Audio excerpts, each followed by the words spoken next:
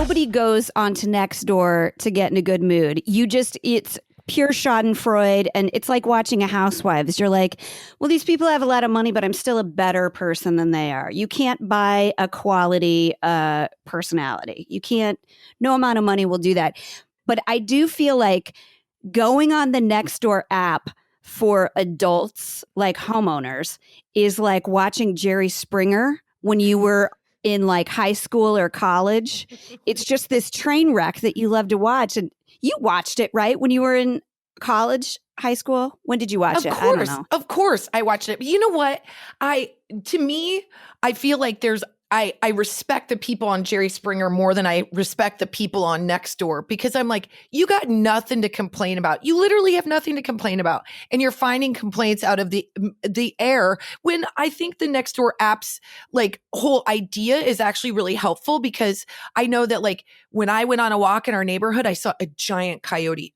Huge. And I was very nervous about a woman who was walking and she had like a little dog. I was like, go the other way. So it was the first time I ever commented on Nextdoor, and I was like, but I was scared. I was like, I don't want you as friends. I just want to tell you I saw a coyote, because that's the right thing to use this for. And, you know, I was like, coyote on whatever street, I'm out. But, you know, I don't know. A lot of people have a lot of time on their hands. Good uses for it. But when you get into like every good intentioned post goes so wrong, because we will all the time see posts where somebody's like, just so you know, it was late at night and 3 coyotes got my backyard. It's like their backyard, they've got like a 6-foot fence. They've got their bases covered, but their dog still gets taken by coyotes. And then there are 47 messages of people saying, this is your fault. Here's what you should have done differently. Even though like they did everything right, and you just have some like horrible neighbor rubbing your nose in your suffering. It's even if you get on there and you're like, hey, does anybody have a good plumber? You're going to get that one-off dude who had a bad experience with this one plumber that gets recommended and then hijacks the entire thread to bitch about like, yeah, I can't. Pump. I can't. I don't do that because it makes me think less of people, humans as a whole. Like, but I need to believe in people right now. And like Nextdoor app is not going to be where I find it. Nextdoor is going to be where like I revolt is what's going to happen. I watched the Epstein documentary. I did too. And it's like watching a murder show, because that guy finally, after all this time, that guy finally got his due, man. That guy finally, I don't know what happened to him in jail. I'm positive it was not self-inflicted. Somebody's cousin or something took care of that guy like the Dahmer way, but that guy finally got his due. You know, it's fun. This is our favorite thing to talk about is such our murders, unsolved crimes, mysteries, documentaries. Like, we spend a lot of time talking about this particular subject. But I think with the Epstein documentary, the thing that started to feel, well, first of all, documentaries in general right now, in my opinion, because of quarantine, they're taking something that could be told in like an hour and a half and they're stretching it to like 11 episodes. So you're getting I love it. I know you do, but I'm like, but I get mired down in the details, and I feel like I know what the fingernail polish looks like on the girls. And I guess that does make you feel very sympathetic and very empathetic, but then I don't sleep. And I know. I'm like, okay, so why are these girls being so dumb? What are you doing? Why would you go to his house and give a grown man a massage when you're 16? What are you like? Now do I have to talk to Eleanor about that? Like, let's just take massage therapy off the table. I watched that documentary and I'm like, that could have been me. That could have been anybody I know, because I'll tell you, when I was like 30 years old working at Auto Trader, I had this guy that I did advertising for that was like having a really bad day. And he was like, would you just rub my head like this? And I was like, oh, yeah. And then I was like, Jen, this is so no. galldarn creepy. I didn't realize it until I was doing it. I know my husband looks so repulsed at me right now. I really did. I did not think anything of it, because are you sure it was his head or was it his wiener? Did he tell you, just close your eyes before some you of us start don't touching? just talk straight at wieners, Kristin. I could tell the difference, man. Ew. See, that's what he would have done to Ew. me. That's what he would have I done to should have me. made He would more have been like, money if anything was wiener related. he would have been like, just close your eyes. And then he would have done a switcheroo and I would have been like, man, your head shrunk. This is not what I thought it was. Listen, I get it. I know that I think we get conned. We do. And it's such a, oh my God, this is such a full wraparound to Unsolved Mysteries. I can't even take it. But like, it's a con game. That's what Epstein was. He would, it's grooming, it's conning, it's manipulation. He is wealthy. He is sexy. He's, you know what I mean? To a young girl who is troubled. And somehow, you know what that guy's art was? You know what his gift is? He could smell broken and he would then prey on those young broken girls. And that's where he needed to have all the bad happen to him. This is because that's the gift he thought he should use. It makes me just as mad. I'm getting my skin is getting hot right now. No, I know. I get fired up about it. And this is in no way any sort of empathy or pass for that guy. But I believe he was abused because remember in that interview, they ask him and he's like, this is done. I'm leaving. Like, I don't care. I don't care. I don't care either. I'm just saying, I honestly don't care. Lots of people get, unfortunately, and abused they don't do anything. And they don't do anything. They live full lives. They overcome. That's why I'm saying I'm not giving him a pass. I think he could just see it so clearly because he knew it so well. Yeah, I'm sure he was a victim, and then he used that to like sharpen his own skills to be a victimizer. Like I get it. But you know what? It makes it horrifies me. There's so much to this. There's so much to unpack on this, but I have always. There was noise. Sorry, he's trying to get the dogs quiet. There's construction across the street. We're all dealing with. It's a lot. There's a lot going on. We might not even edit all this bullshit out, you guys. We won't. We absolutely won't. This is life. At one point, my kid. We still aren't sure exactly where one of my children are. Because he decides to hide and just stay there for whatever. I have this 18-year-old Labrador Retriever that was my dad's that's always either fucking tap dancing in my kitchen on the hardwood floors or she's like aggressively panting. And the panting is because the dog only used to eat Burger King and Taco Bell. And we only feed her dog food. And she's just pissed. She's living out her final years angry at me. Like if she could say words, it would be cursing that she's forced to eat dog food. Like I can't disagree with her. I can't disagree with her. Can you imagine in your twilight years, someone's like, all you're going to eat is kale. She's like, wait, what? Back that up. Yeah, I did. Go Kristin, through a drive-through, lady. I was telling my husband because I just get at my wit's end with her because also the like retriever part of her or like whatever she is, you know how they try and like guide you through the house? Oh yeah. They'll but like she will literally try to force you towards the fridge. And I was telling my husband, I'm like, when my dad passed away, he left money for this dog in the will. And God bless him. I know. I didn't take it. Oh, you know, because I was the executor, I like split it up and it said for the care of the dog. And I know now what he meant was to feed that dog Burger King every day. Yeah. That's what that money was for. Was not vet bills. It was to buy her burgers. Cut to the dog Jaja's on the computer. Dear new owner, per the will, there is a request for Taco Bell that is not being withstood by the demands of this money. I would not be shocked if she brought me into court. Like she's going to take you to probate. I know. She's like, I would like. She has a case. You know what? She honestly does. She has a case. She's like, this is bullshit, man. I don't understand why this has to change. But anyway, I digress. Me too. Well, I was going to tell you, this is very important information while we're on the topic of how does that happen. Because both of us are obsessed with like murder and crime and stuff like that. And I like to read the books and we both like to watch the shows. But there is a book called The Gift of Fear that every female needs to read and every like mom needs to make their daughter read it. Because like we are so, we will polite our way into getting murdered. We'll be like, yep. Oh, I don't think he was trying to be aggressive with that hunting knife. I think he was just really needed help getting the couch into the back of his van. Like, and then we get Yes. murdered. Yes, it's true that there. So it's so funny you say that, because when we were talking about a podcast episode talking about like moms and murder and like the thing, like there's not one of my friends that I can say to them like, hey, do you listen to My Favorite Murder, or did you watch Dateline, or do you watch 2020? Every one of them's like, yes. Do you know more? Can I have more? What are you, what do I need to deep dive right now? And I'm like, good God, we're all into it.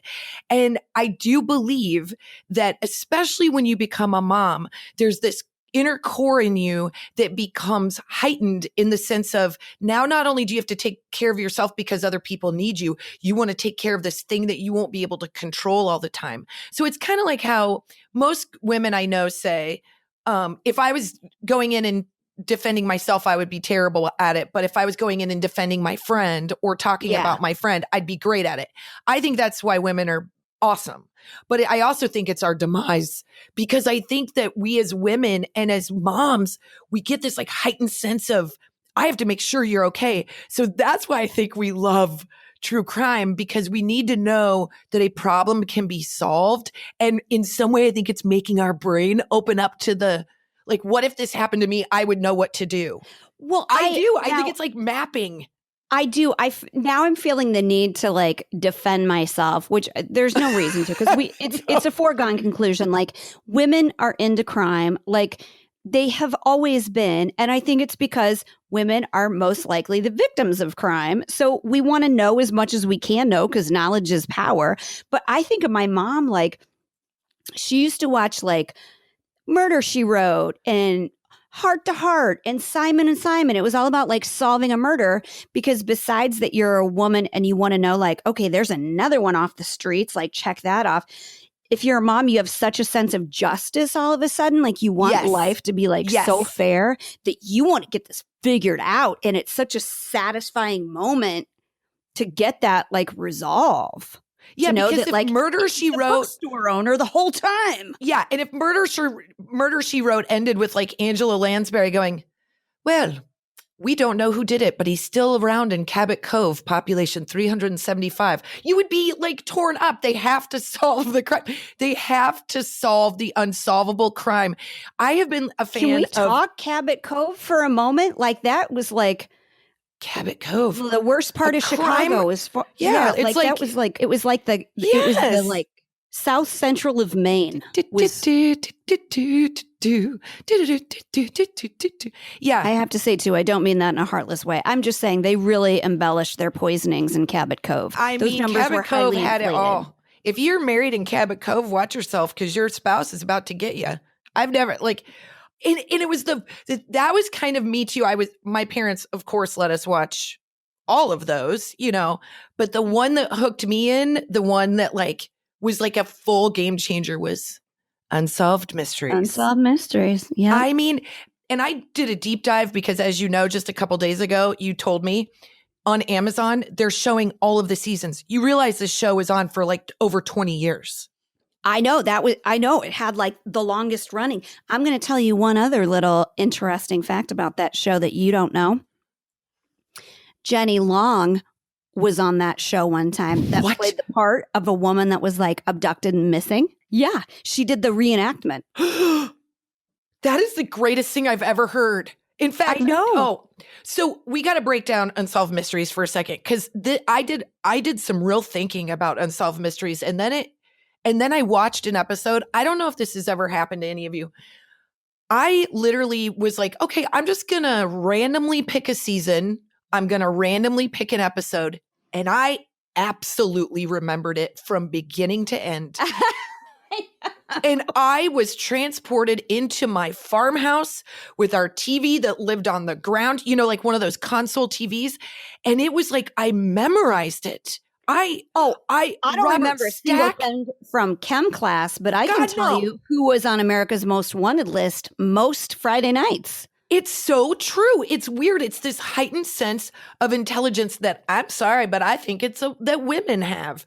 That I believe women are natural investigators. I believe that it's because we come from a place of empathy and sympathy. There are avenues that are traveled that most men, no offense, they just aren't, it's not as impactful for them. We're going to think about it a different way. And Unsolved Mysteries is like a glorious pie of opportunity. There are missing people. There are ghosts. There are mediums. This is aliens. Literally aliens. There's updates. There's con artists. It is pick your poison of crime. And it is the most wonderful show that I have ever watched. And last night I watched one, and I just watched one segment, and it was on a 6-year-old girl that was a medium, and one of the ghosts that was coming at her was scratching her. And I literally about crapped my pants. It holds up. I thought it was weird that a 6-year-old was wearing hoop earrings, but other than that, that I can't watch it. You cannot watch. But they stand up. Watch them. It's fantastic. But it did make me think, like, this was my gateway drug to crime, to like true crime, and like being obsessed with it. Because if you remember when Unsolved Mysteries first came out, and now I'm going to date myself, I'm not 1,000, I promise. It didn't come out every week. It came out like on tonight's special edition of Unsolved Mysteries. And you were I don't remember that. Oh my God, you had to set the VCR, which never happened, or you had to watch it real time. And I don't remember that, but I do. When it was on, I remember that. And maybe like America's Most Wanted was later, but it felt like my civic duty. I was like, every American needs to be watching this because you might have seen something. And they used to say that too. Like, if you see anyone that might resemble this man 40 years late, and they did. Like, has anybody done a documentary about how many people they caught from that show? Because they did so many. The best wines often come from small batches or passion projects, and those can be really hard to find. That's why we want to tell you about Wine Access, because they know finding great wine isn't about price, it's about access. See, Wine Access has the industry's most decorated team, a master of wine, a master sommelier, and a serious crew of certified somms and wine journalists. They taste over 20,000 wines a year and only offer the best to Wine Access customers. From the Napa icons to the rare Sicilian treasures, they're all about connecting people and places through wine. I'm very connected to this place right now, which is this Mersal. It's a Burgundy white wine, which I've never had before. They sent it. It's super fancy and delicious, and I never would have known about it. Well, this is an empty bottle because my husband and I enjoyed ours on the patio last night. And it also comes with this neat questionnaire, which is every bottle tells a story, where they tell you information about the wine, and then you get to fill out your experience, and there's a tasting profile. And if you go to the website, you can also find out what it pairs well with. So it's really fun. It like kind of makes it an event. It also makes it easy to get the world's most inspiring wines delivered straight to your doorstep. No subscription needed. So you can also sign up for the Wine Access Wine Club to receive a curated shipment of 6 bottles every season. And plus, with their perfect provenance guarantee, if anything fails to impress, you get credited. No questions asked, which is awesome. And we know that you'll love Wine Access too, and we want you to find your new favorite wine. So we have a limited time offer just for our listeners. It's $20 off your first order of $50 or more, which is such a great discount. These are incredible bottles, you guys. That's right. Just go to our special URL, which is wineaccess.com/mom to order yours today. Don't forget, wineaccess.com/MOM for $20 off. Cheers. Cheers. Green Chef is a USDA certified organic company. Meal plans include paleo, plant-based, keto, balanced living. They make eating well easy and affordable with plans to fit every kind of lifestyle. And Green Chef offers contactless delivery to your doorstep for easy home cooking. Let Green Chef do the meal planning, the grocery shopping, and most of the prep for you week after week. Sounds good to me. With Green Chef's wide variety of high-quality, clean ingredients, you can feel great about what you're eating and how it got to your table. So we just got a shipment recently. It's my first time ever with one of these situations. Yeah. And it was the easiest meal I've ever made for my family all quarantine. My kids loved it. My husband loved it. But it was the best online purchase I've ever made. So easy. And we both made the pineapple teriyaki burgers, which were incredible. Yes. And you're a better cook than me, but I like that there's pictures and it's all portioned out. So it sort of like helps you feel really confident in the kitchen. Yeah, you just follow the directions. It's fantastic. And you've made a delicious meal. That's right. So right now you can use code MomSoHard80 to get $80 off your first month plus free shipping on your first box. All you got to do is go to greenchef.com/MomSoHard80 to redeem and get more details. That's promo code MomSoHard80 when you go to greenchef.com/MomSoHard80 for $80 off your first month, plus free shipping on your first box. When you are 9 and your imagination runs away with you, this is a terrible story. I was convinced that someone that worked at the Central City Mall was a woman who had amnesia and did not know where she was.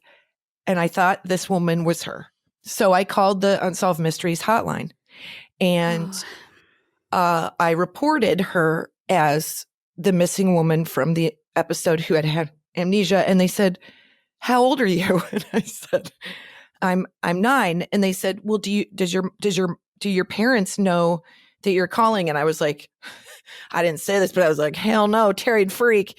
And so they said, "Go get your parent, call your local police." Like, they were very nice to me, but they were like, basically, "We know you're a kid." They must get a lot of kid callers because I was like, I'm about to crack this shit open. Welcome to my first solved mystery. That could happen. That could literally happen. I mean, that didn't happen. It didn't happen. But no. Kristin, I don't want you to be embarrassed because my mom one time thought my friend Laura's husband had been married to my stepsister. And I was like, that is the worst. Like, you spent how many Thanksgivings with the guy? Like, that's so it happens. Well, to end this story in not a glorious way, the woman did not have amnesia. And my mom was so mad because I had been following her in the grocery store for many days when we went just to do some recon and take some notes and figure out like if maybe she was, this is before cell phones, by the way, because I would have just snapped a picture, but I was doing like drawings of her, and she was a longtime resident of the town and knew who she was. Yeah, she had, oh my God, I'm such a bad. Anyway, she had a hard life, and you were bringing up had a hard memories. Okay. No, she was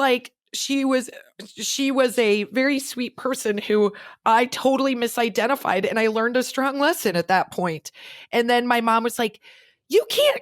Well, you know, Terry, that I cut to 30 minutes later of her tearing me a new one. Like, she's like, "You can't just call the police." But I wanted to be a part of one of those updates more than anything.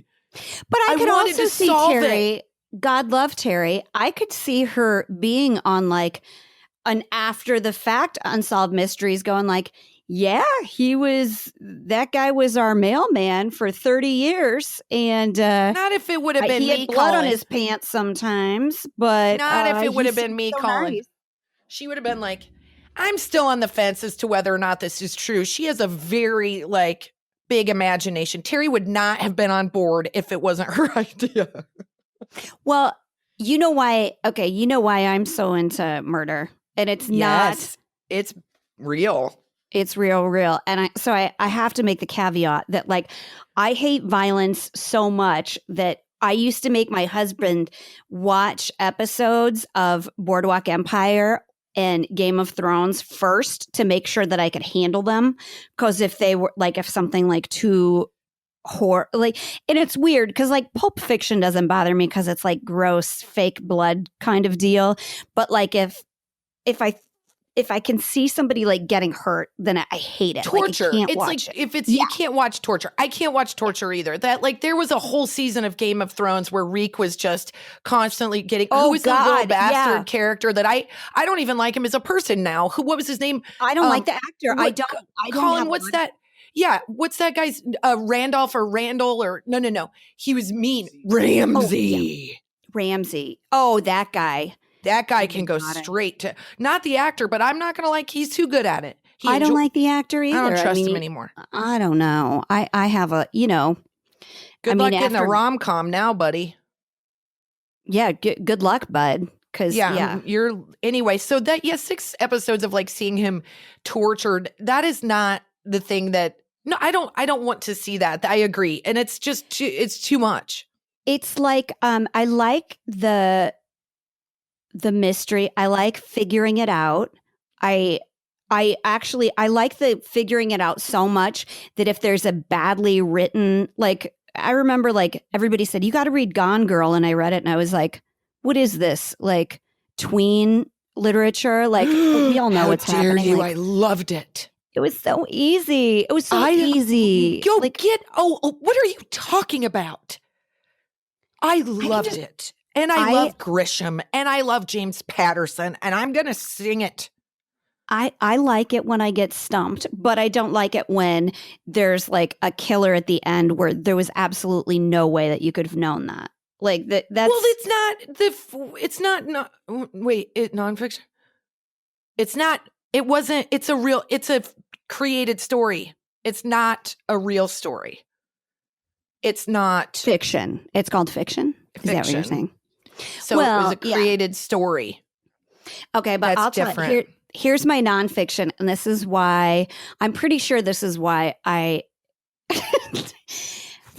started reading murder books at an early age, which I was the only one when everybody else was reading Babysitter's Club. I was reading Innocent Victims by God, what's her name? That she's like the Victoria. Oh shit, what's that? Hold on. I was reading Danielle Steele, but only certain parts. Don't worry about it. Anne Rice? No. Oh, yeah. Yeah, Anne Rice was great. I didn't read her either. I was a real, had a particular taste. I liked anything with a romantic lead and hot spots. I do remember being in study hall reading these books and people being like, you're a little crazy. And I am not saying I'm not crazy. I wasn't crazy that I was going to kill somebody. I was crazy that I was not going to get killed is my whole thing. I know, because you were mapping your brain to protect you from future violence. Yes, because, okay, so I grew up in Bellevue, Nebraska, and there was a serial killer of children in the town that I grew up in. Yes. Yeah. I know that. I know part of this story, but I forgot that it was kids. Ugh. God. Yeah. No. Which makes it worse. Like it makes it worse even now. I know. I'm going to save you a lot of the details. Please. But I was very young when this happened. They did catch him, but it like if you are in a small town and something like that happens, every part of your life is connected to it in some way. Like you map out your life in relation to when that happened or like what was going on. And there's so many like things that weave back into my life that like, so just the long and short of it is that there was an airman stationed at the air base off at Air Force Base. And for sure, he killed 2 kids that were my brother's age. Oh, like he was like a scoutmaster. Like it's the most hideous, fucked up story you've ever heard. Yeah, those scout groups. And then he killed people back in Maine, where he was from. Freaking Cabot Cove. Where Cabot Cove. He lived in Cabot Cove. He lived in Cabot Cove. God, I can't joke about it. I can't even joke about it. I'm sorry. I'm uncomfortable. I'm not joking about it. When I get uncomfortable, I say inappropriate things. We should know that about my personality right now. I am by no means otherwise I won't know what to do with myself. I know. I have to get the like real deal part of it out, which this is, I don't know if this is funny, but there's oh my God. So he committed his last crimes in Nebraska, which Nebraska does not take any shit when it comes to the death penalty. They're like, we are going to do this. So he did end up getting the death penalty in Nebraska, but because the boys were my brother's age, I went to middle school with one of their sisters. Like it was such a part of my life that I don't know if I would have even known what a serial killer or murderer was until I was much, much older if that hadn't gone on. And then a crazy thing about it is one of my very best friends growing up, Tim, this guy asked him if he wanted to ride home from school. And Tim gave the composite sketch to the FBI of what he looked like. Get out of town. No, he did. Yeah. And So the guy that did the profile of him was Robert Ressler, which is the like he consults on every single movie. He came up with the word serial killer. Like he was at Quantico forever. He wrote all these books. He wrote this book called Whoever Fights Monsters. And I met him in college and he signed it. And I got to talk to him about like our case. And I'm pretty sure Matt Geiler still has that book. He borrowed it and then never gave me my signed copy back. Long story. I digress though. But, it was such a long time from the time that he was caught, went to court, and then finally executed that I was in college when he was executed, and everybody from my town came to the pen that night for like a party, which was horrible. I'll admit. Hey man, we're talking about a time. The boogeyman. Yeah, he was the like boogeyman. Freddy Krueger dying. Yeah, they fried the boogeyman and people celebrated. And is that right or wrong? I don't know. I'm probably not going to go to a place where they fry somebody just because like I'm afraid I'm going to step on something that's like electric and two of us are going to go down. And again, I make a joke because I am uncomfortable.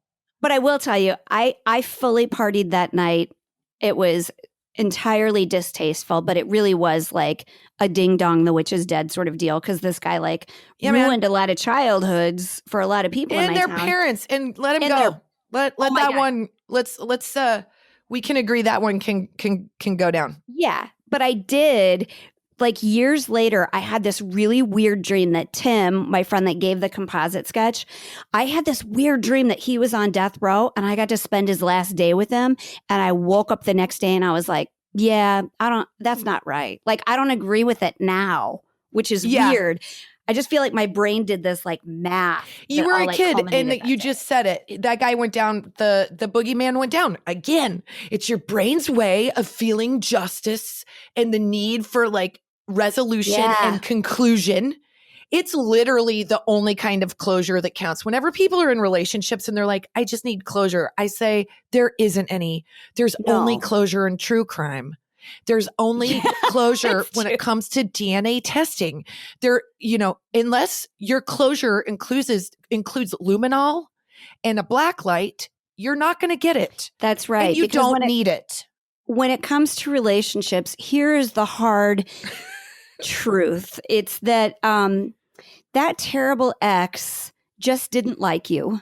He's going to find somebody that matches him better and have a happy life. And that's how the world works. So you're never going to feel better about that. So bitch, you better get into true crime. That's what I'm saying. You can actually feel good about somebody spending their life in jail. When you are heartbroken, get into true crime so you can actually be a part of a solution instead of like just punishing yourself. Help punish someone else. That's what I say. Pull that power forward. If everybody that's dealing with like broken marriages and broken relationships got together and made a true crime group, I'll join. That sounds like heaven to me to go in. Oh my God. That reminds me of the documentary, The Keepers, which literally is the worst first episode of a documentary I've ever seen in my life. Yep. I've never been more bored.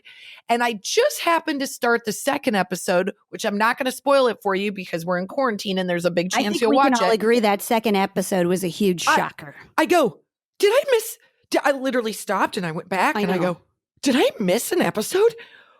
What?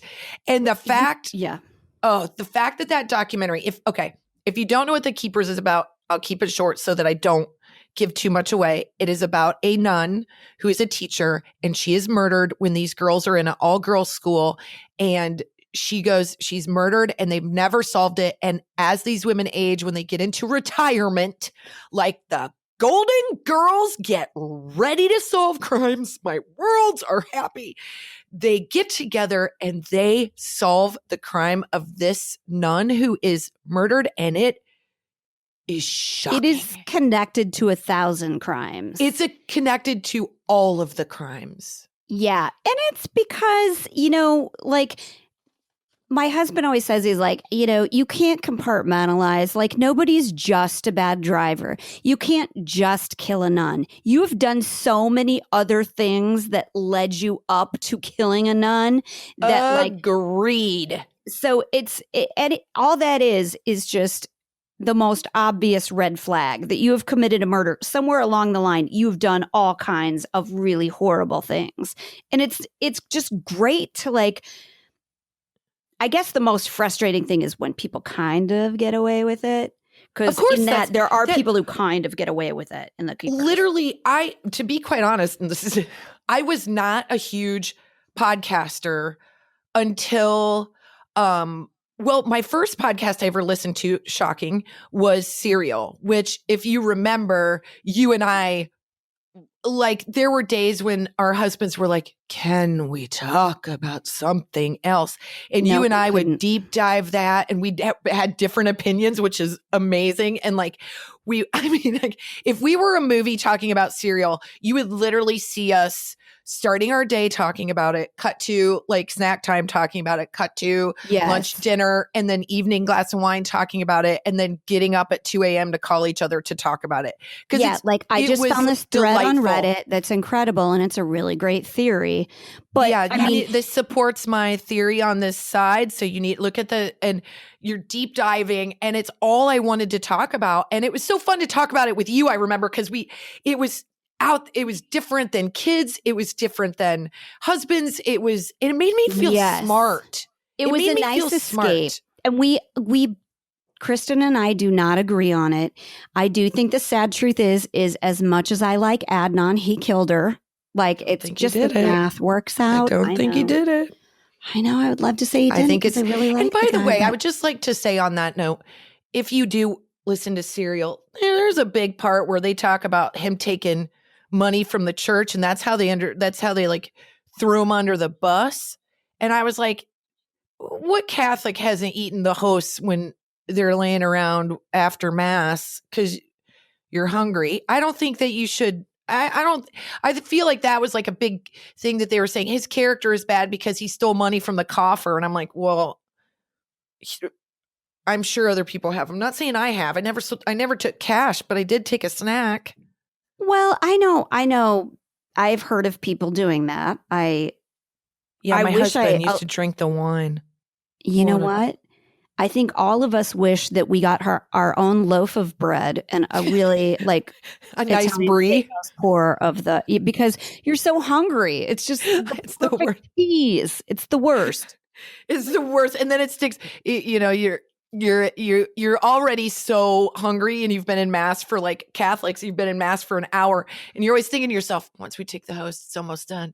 And then you get the host in your mouth, and it's like literally stuck to the top of your mouth, and you have the worst breath and dry mouth. And then they put something else in it to make it feel worse. I think it's all by design, honestly, Catholics, Oh, I just want you to know, Kristin, that not being a Catholic and hearing you talk about the host this way is such weird imagery in my head. It is such a different, we say the body and blood of Christ in my Presbyterian Methodist world, but you guys talk about it in such concrete terms. Like, you should literally call it like a cracker? John. I know. Jesus. Here's Jesus. We're eating Jesus. I'm not being blasphemous. I'm just saying that's technically what it is. We're gonna go down a deep dive here, but all I'm saying is let me get you out of it. Let me see if get me out of it. Get me out of it. Dig me out of this so my mom doesn't get mad at me. I know. Terry, that was all me, but I'm telling you, you don't know because you've been Catholic your whole life. It sounds very weird to the rest of us. Okay. This is my problem with Adnan. And then I would like to talk about our favorite girls in the universe. Okay. Adnan never tried to call her. Kristin, your husband disappears with his cell phone. How many times are you going to try that phone? I mean, how many days is he gone? He never tried. I mean, how many days is my husband gone? In 4 days? I'll call him on the 4th day. I figure we both need a little time apart. You are so full of shit. You're like, what is your PIN? I have your debit card because I lost mine and I need your PIN, man. Call me I back know. or you're getting you would have filed divorce papers by the time in 4 days. There's no way. Yeah, absolutely. The first 5 would be so like lean texts that are like, just get to the point. Like, what the doctor say about your shoulder? Can you pick up my prescription from CVS? This is weird. I have a rash on my foot. That Finn just said the F word 2 times. Hey, how come you're not responding to my text? It's been 4 days. I mean, my husband takes 5 because he's very good at texting. You will get usually an immediate text unless he's golfing or on the phone. But if he doesn't text me back in 5 minutes, he's getting like 8 question marks. Well, I feel that way about you. I'm like, God, she takes a long time to get back to me. Just because I start going, okay, it's been like 4 hours. Is her phone okay? Where's her phone? Where is she?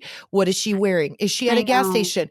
Again, that's my Unsolved Mysteries training. And before I forget, this is one of our favorite things to do. Obviously, we would not be here without all of the moms who have like listened and supported us. And the comments are such fun. So we wanted to incorporate them into what we're doing on the podcast. And we put a podcast post of me in front of the Unsolved Mysteries opening, which felt, by the way, so right.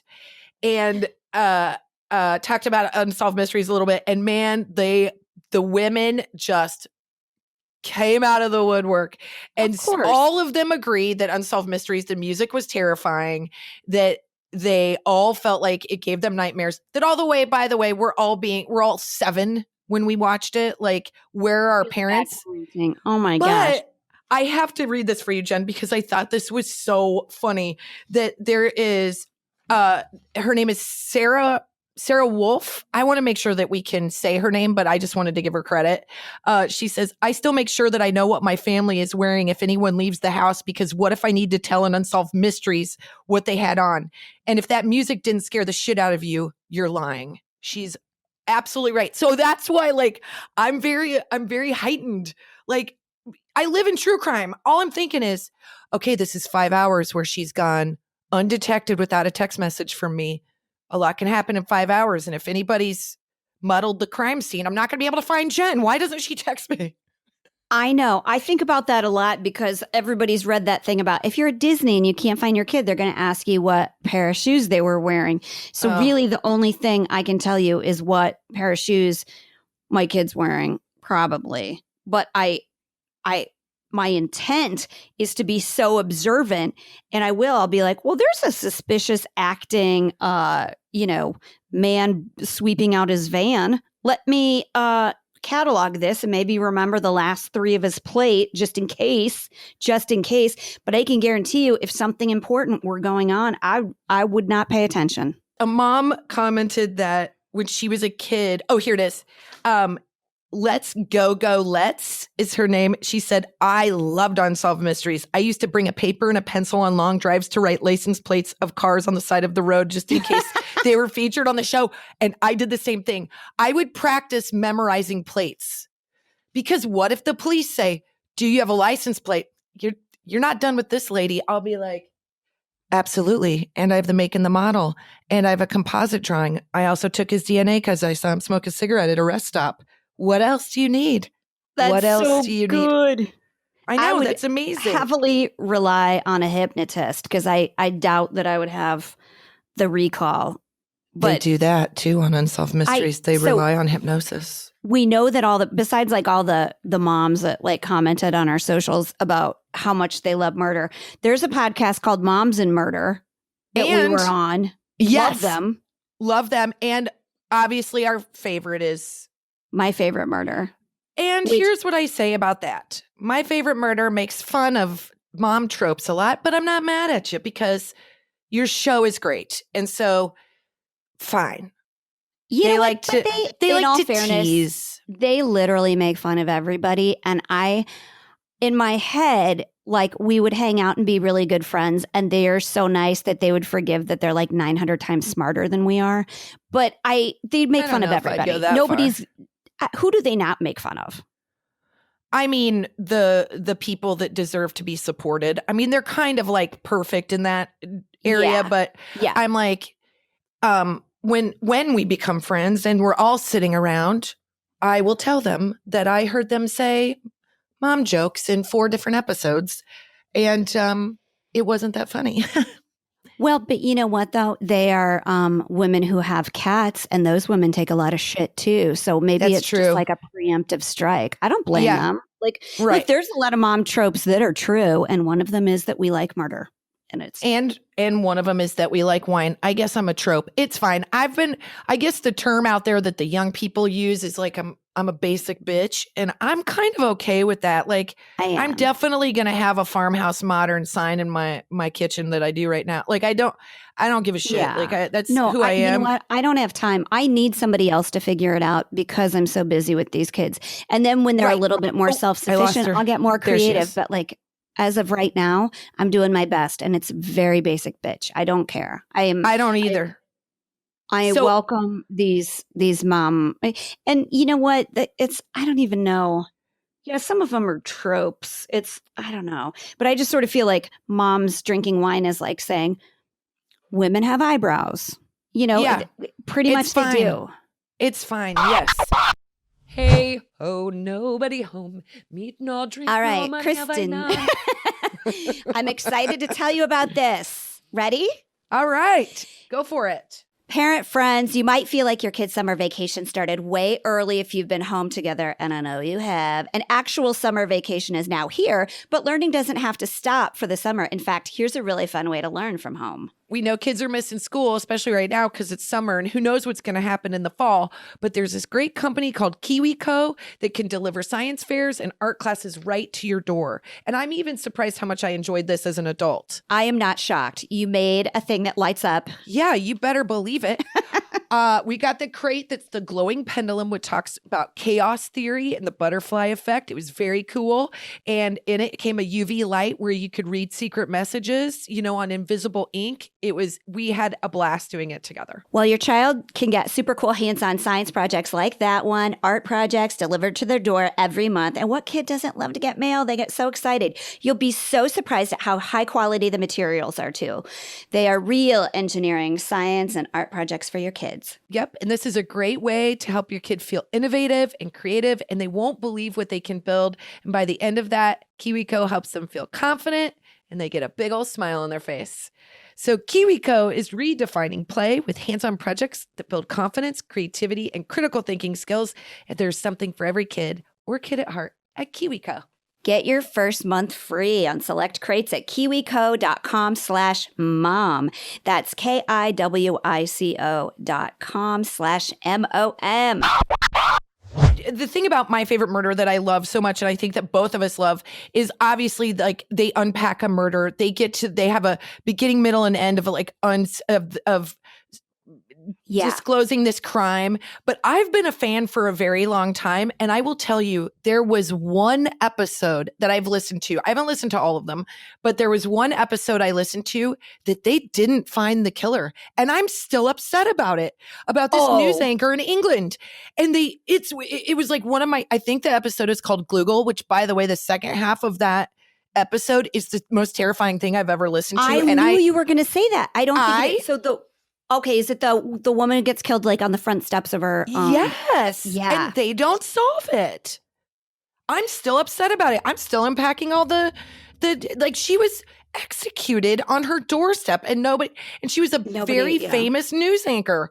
I'm like, we can do better, you guys. Let's get together and solve this crime as a group. And I will have treats and wine, and we will solve her crime. The ones that God bless the ones that happened in like the 60s, though, because when they talk about those cases, they're like, all we could go off of was shoe size and that it was a gun. Like they didn't have any technology to go off of whatsoever.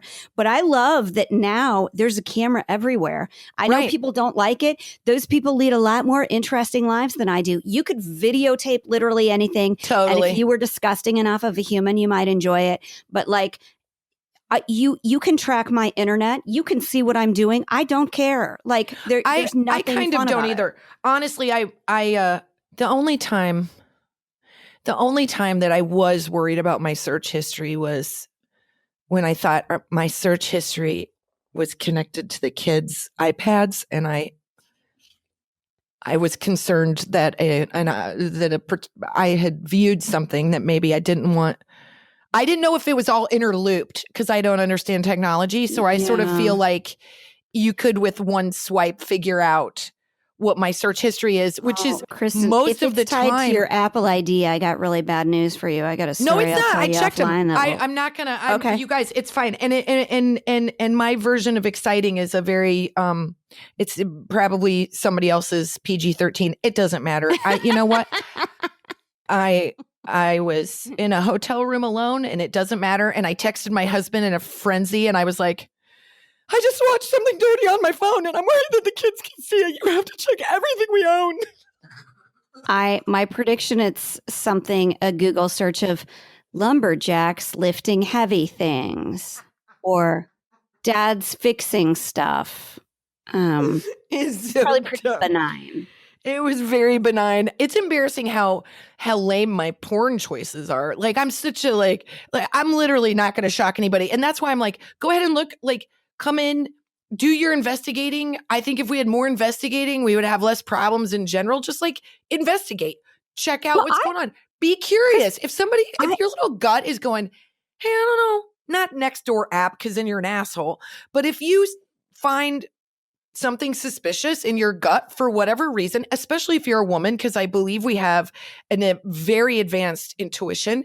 If you suspect something's up, your gift of fear, you're probably right.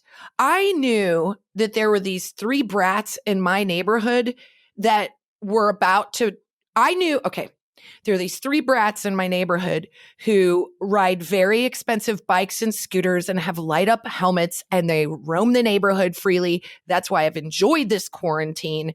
And there was a perfectly nice little kid bike on the side of the road that said free. And I thought that would be a perfect bike for a little family that, hey man, I'm the first to dumpster dive. You guys know I have an ottoman that I was so proud of that. That's I think the hardest probably part had of this rabies. quarantine for me is people have time. They're at home. They're cleaning out old furniture, and I can't stop and pick it up. It's literally the best curbside pickups you could find. And I thought, well, how in nice. the history of the last 100 years, it's the best right now. I mean, you're finding like Eames tables on the side of the road, and we can't get them. And you know that's our thing. So like, I noticed this little bike, and these 3 shitheads are in the neighborhood, and they took this bike.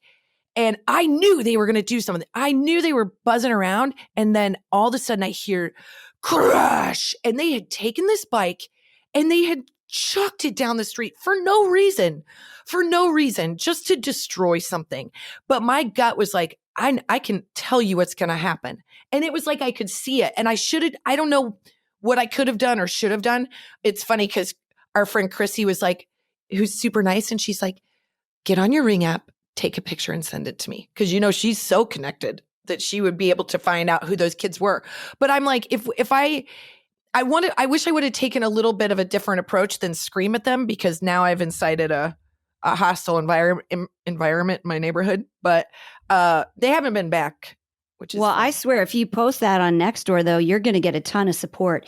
Obviously, you're going to get some real crazy naysayers too. But you know, I know I'm tempted. I'm also sort of letting it go. But my point is that my gut was telling me like those boys were up to no good, that I knew something bad was going to happen. And then it did. So all I'm saying is, we as women, like you were saying about the polite thing, like, and why we like true crime, like, don't be polite. You don't have to be rude. Don't be polite. Trust your gut.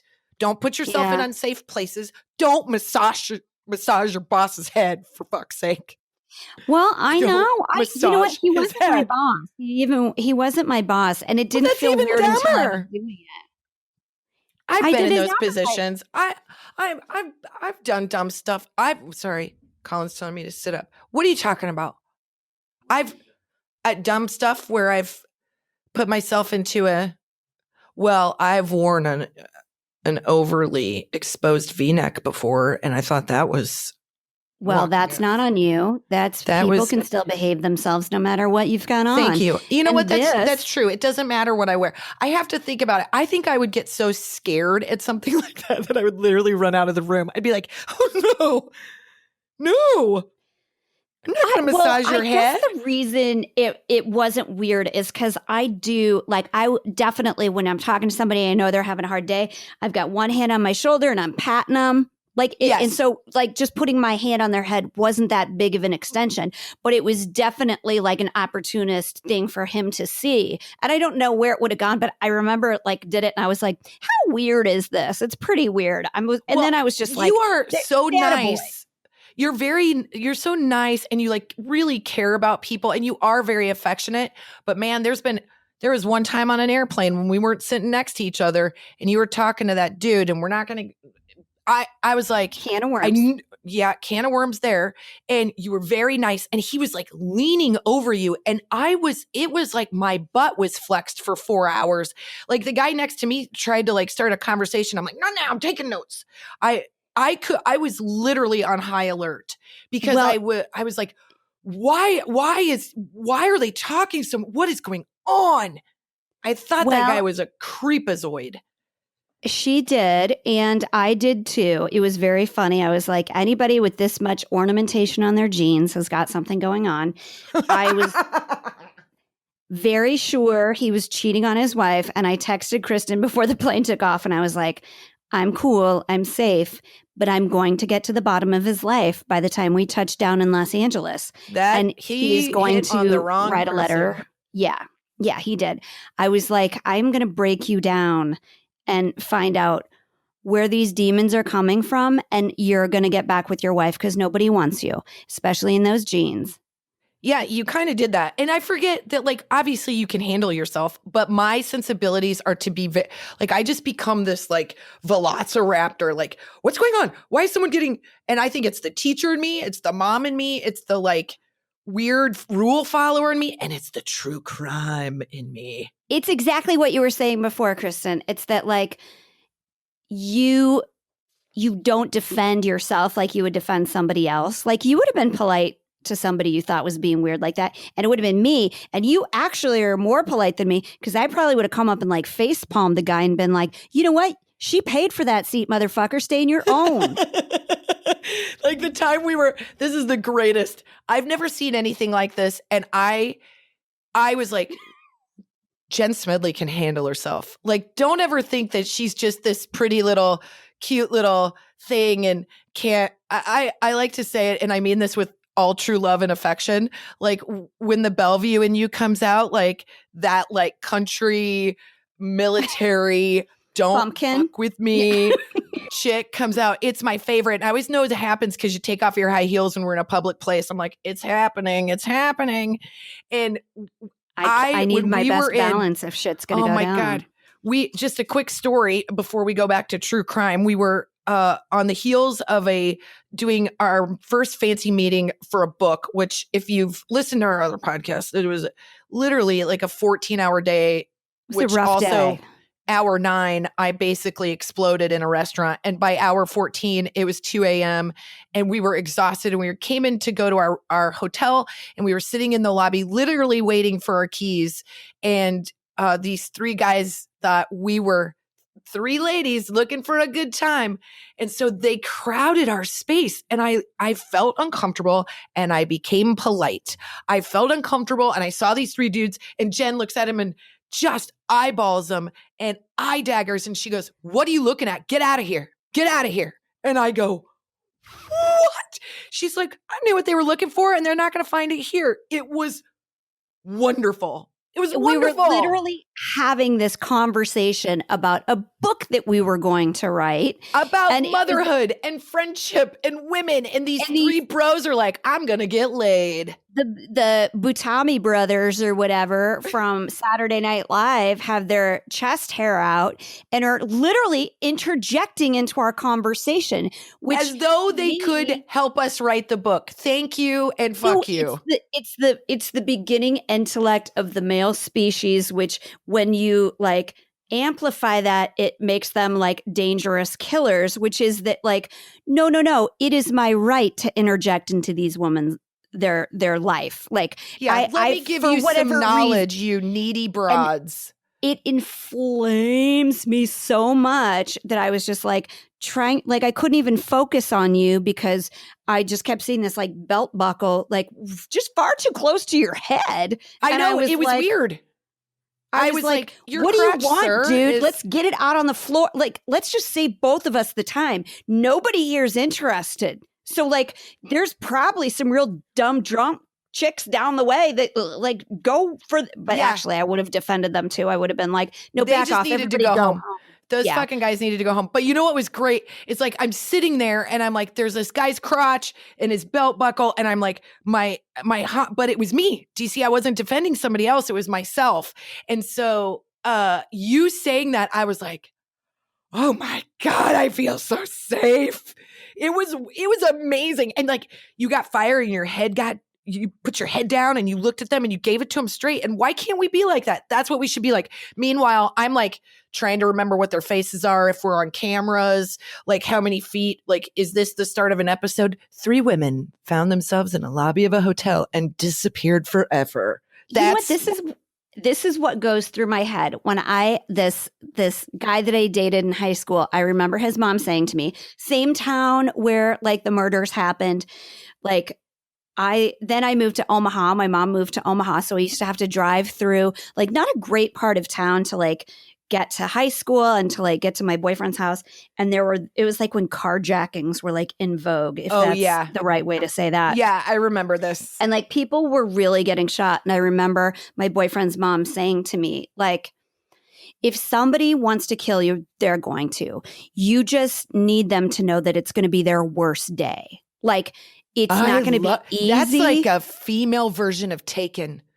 That's Taken with a female lead in her 50s. Somebody in Hollywood needs to make that movie. So it's like this man, like these 3 guys are obviously like very comfortable being aggressive, but I'm going to let you know that if you're looking for low hanging fruit, it's not us.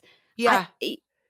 And I'm fine with those guys calling me a bitch. I've been called a bitch by better.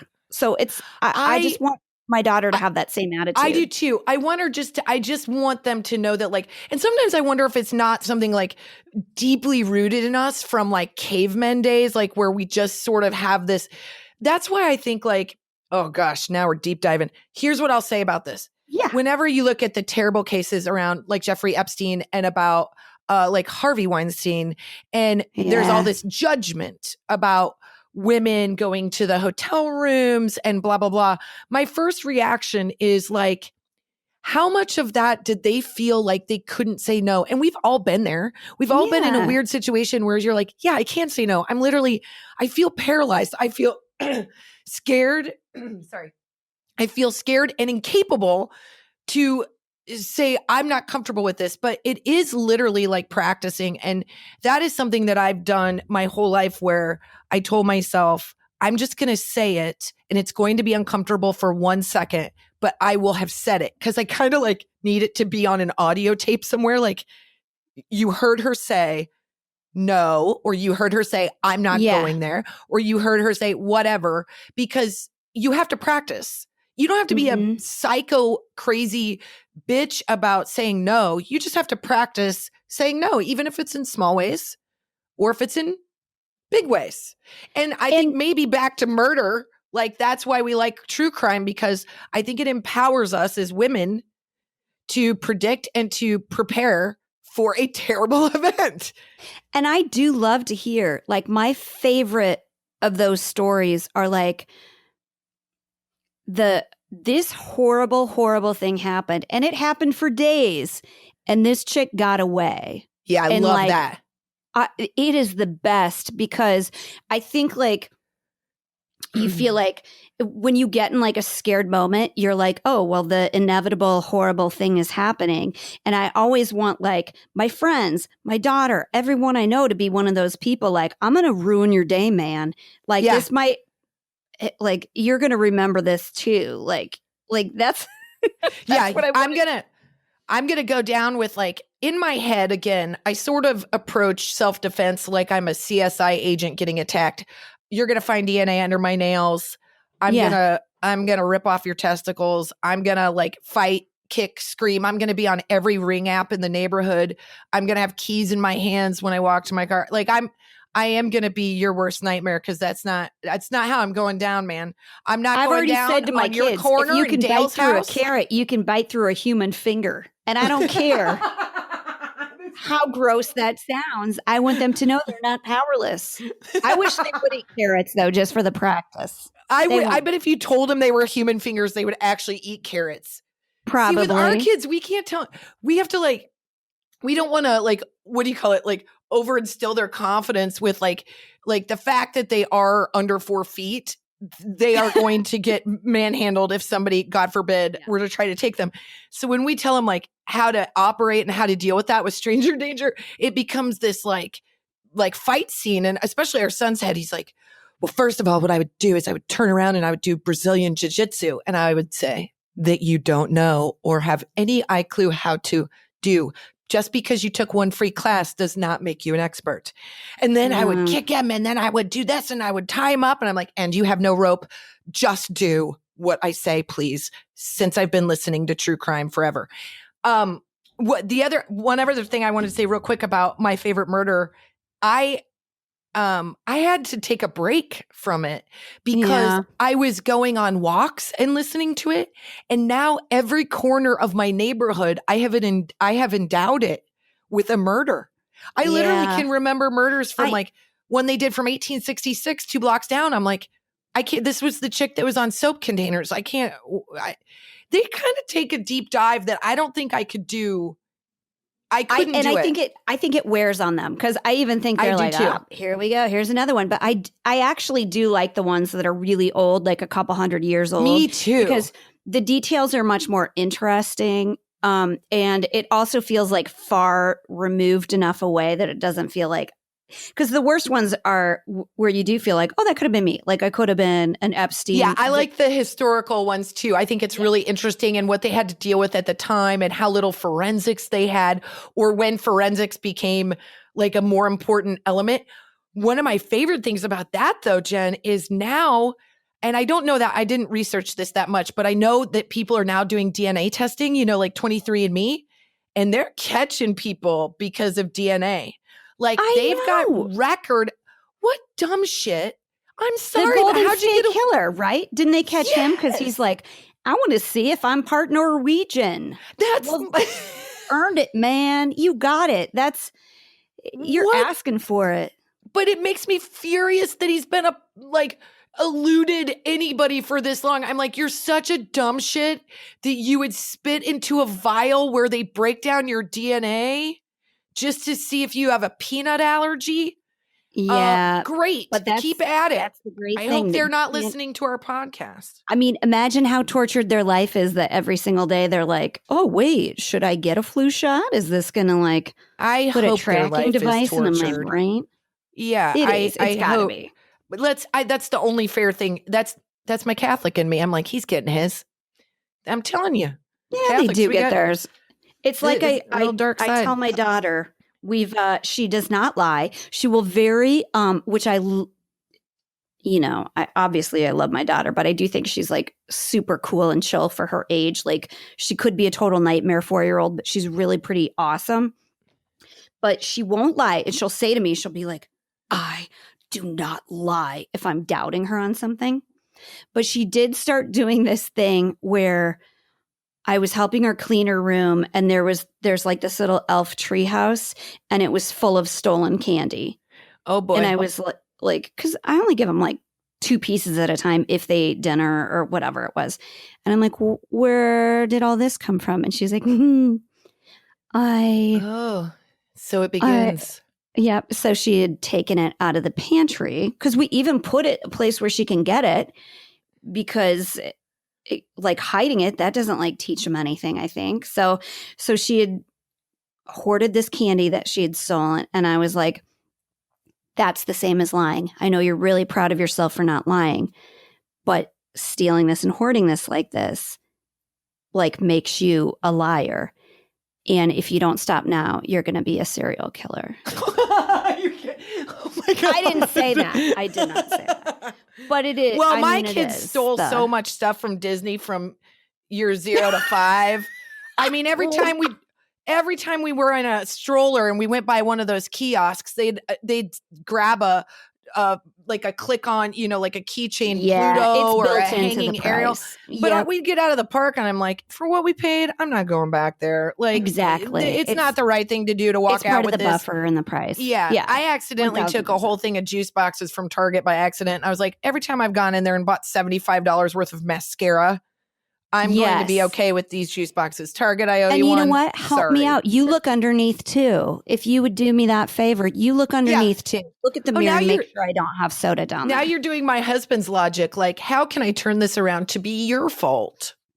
Like, this is your, I would go back a speeding ticket would be your fault. I would most of the time, but not when I got two in a car seat. Hell no. I'm like, Target, you know what? Please, I know you will send security out. I need extra help. You'll do the math where you're like, when you get double charged on something, you're not going to be that jerk who's like, sorry, you owe me $273 because exactly. And I also am the kind of person that's like, oh man, I did that. I'm going to give to the SPCA, or I'm going to donate to this person's like band trip. I do try to like pay it forward because I feel like that's.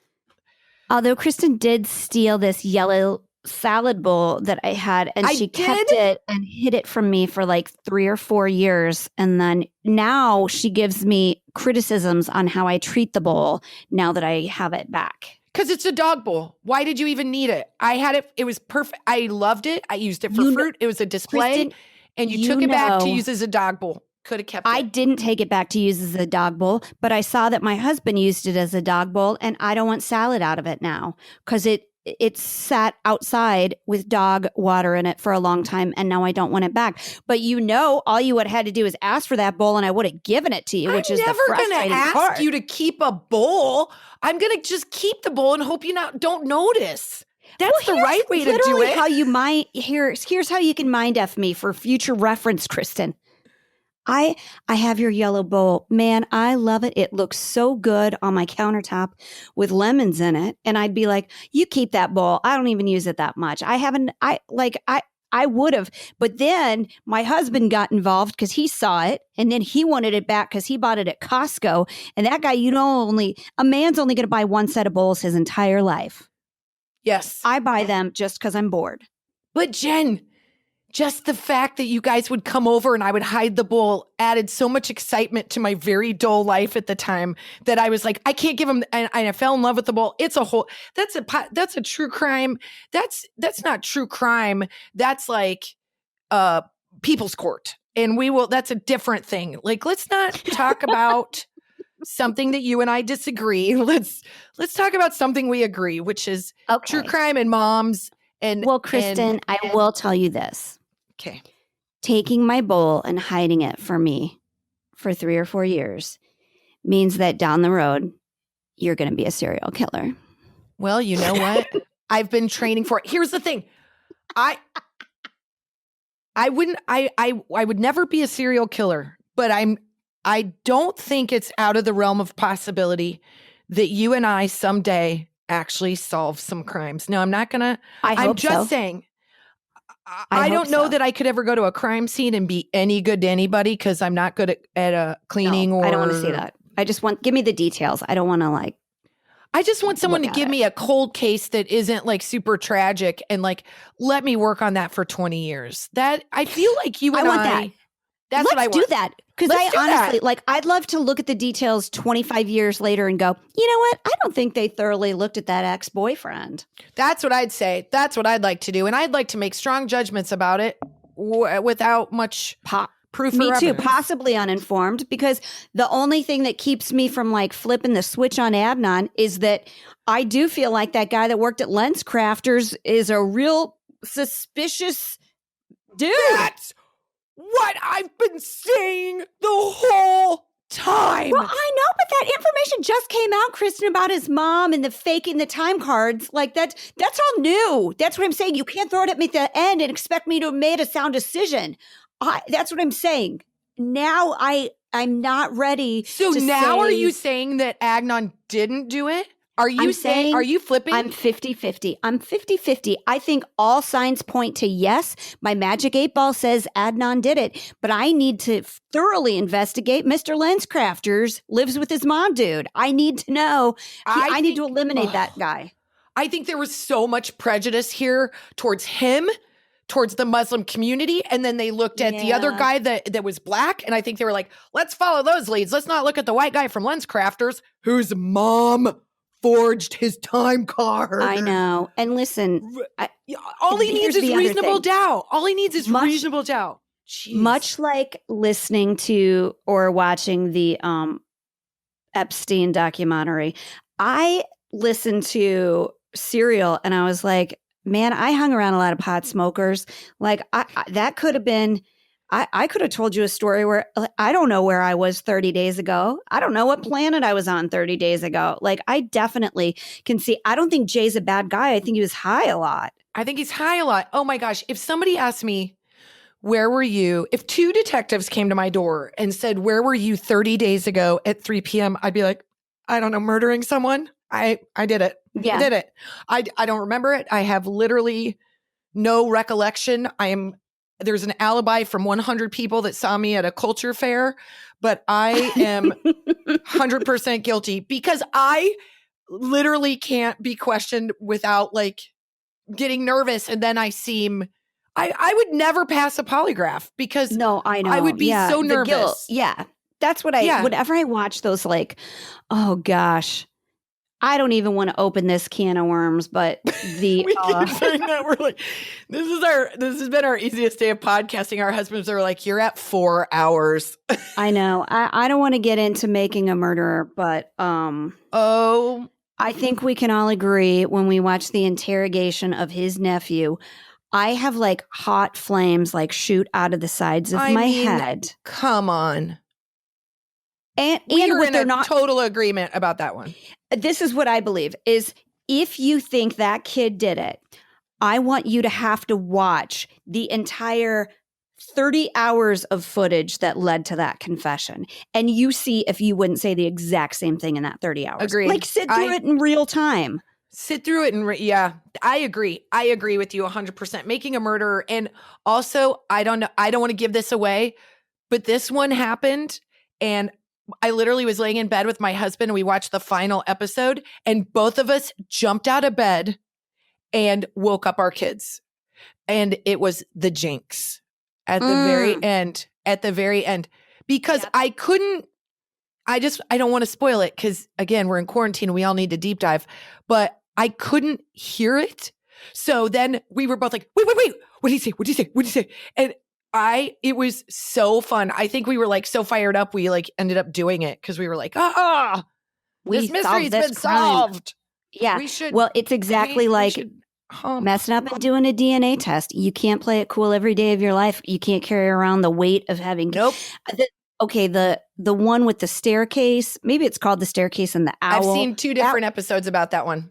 That guy did it. Whoa. What was that guy called? Oh, darn it. I really did watch that one and I watched 2 different versions and I think the Murder Girls did one on it. Yeah, but I watched both of them. Yeah. Yep. About the staircase and the wife and like he was a closeted homosexual, not even really closeted. He was like, hey, I'm inviting my friend Steve over for a weekend. And the wife was like, you know what? You do what works for you. I've got a great house. I met you at salsa class, so this was never a surprise, but it's really common. That's nobody's business. But that's nobody's business. I don't care who that guy was doing on the side. I don't either. In any instances, just your husband's most likely to kill you. It's the same reason that you're likely to rear end somebody, no pun intended, real close to your house because you're always there. You're always driving in your neighborhood. I think the takeaway here is, Jen, if I might, to wrap this all up, I believe that what we're saying is moms would make fantastic investigators because we have a heightened sense of fear and a need to solve problems. And that if you're choosing a vacation for your family, do not go to Cabot Cove because you or your spouse will end up murdered. It's and like if someone tries to grab you, of the United States, it's so dangerous. Correct. And if someone tries to grab you, bite their fingers because you can bite through a carrot. Is that a thing? That should be a t-shirt. Bite a finger. It's like biting a carrot. Now I will never eat carrots. or I'll never eat fingers. I'm not sure. Hopefully you don't ever have to. From your lips. Hopefully from your lips. That's right. God, let's just keep everybody safe, you know? I know. Holy I moly. think let's be done. Let's be done, Jen. I mean, listen, I'm like, we didn't deep dive into that, but man, we covered the corners. We covered the corners. Here's to Cheers, girl. cheers to you and your cruise drink. Yee. Yay! Yay! Dooba doo doo.